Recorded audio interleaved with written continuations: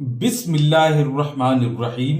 اس سبق کے اندر سنت اور نفل کے بارے میں بیان کیا جائے گا، یعنی سنت اور نفل کے بارے میں کچھ سوالات ذکر کیے جائیں گے اور اسی سبق کے اندر ان کے جواب بھی دیے جائیں گے۔ سوال: کتنی نمازیں سنت موقدہ ہیں؟ جواب: 2 رکعت فجر کے فرض سے پہلے، 4 رکعت ظہر کے فرض سے پہلے اور 2 رکعت ظہر فرض کے بعد اور 2 رکعت مغرب فرض کے بعد، 2 رکعت عشاء فرض کے بعد، 4 رکعت جمعہ فرض سے پہلے اور 4 رکعت جمعہ فرض کے بعد۔ ان سنتوں کو سنن الہدا بھی کہا جاتا ہے۔ سوال: کتنی نمازیں سنت غیر موقدہ ہیں؟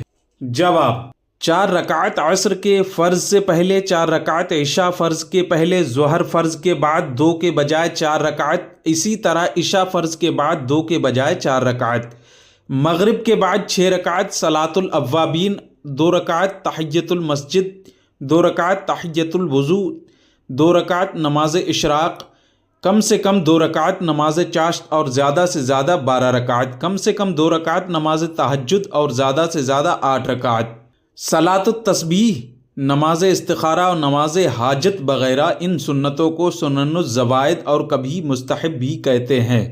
سوال: جماعت کھڑی ہونے کے بعد کسی سنت کا شروع کرنا جائز ہے یا نہیں؟ جواب: جماعت کھڑی ہو جانے کے بعد فجر کی سنت کے علاوہ کسی سنت کا شروع کرنا جائز نہیں، اگر یہ جانے کہ فجر کی سنت پڑھنے کے بعد جماعت مل جائے گی، اگرچہ قاعدہ ہی میں شامل ہوگا تو سنت پڑھ لے، مگر صف کے برابر کھڑے ہو کر پڑھنا جائز نہیں، بلکہ سب سے دور ہٹ کر پڑھے۔ سوال: کن وقتوں میں نفل نماز پڑھنا جائز نہیں؟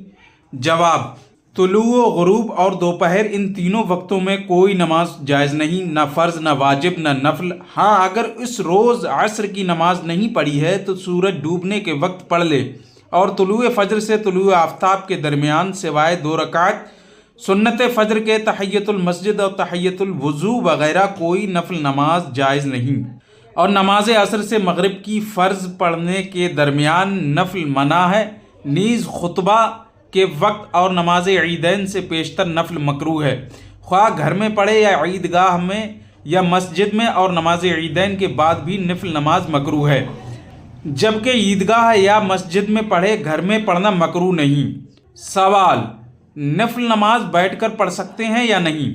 جواب: بیٹھ کر پڑھ سکتے ہیں، مگر جبکہ قدرت ہو تو کھڑے ہو کر پڑھنا افضل ہے۔ سوال: نفل نماز اگر بیٹھ کر پڑھے تو رکوع و سجدہ کیسے کرے؟ جواب: بیٹھ کر پڑھے تو رکوع کرنے میں پیشانی جھکا کر گھٹنوں کے سامنے لائے اور سری نہ اٹھائے، مگر مکروہ تنزیہی ہے، اور سجدہ ویسے ہی کرے جیسے کھڑے ہو کر نماز پڑھنے کی صورت میں کرتا ہے۔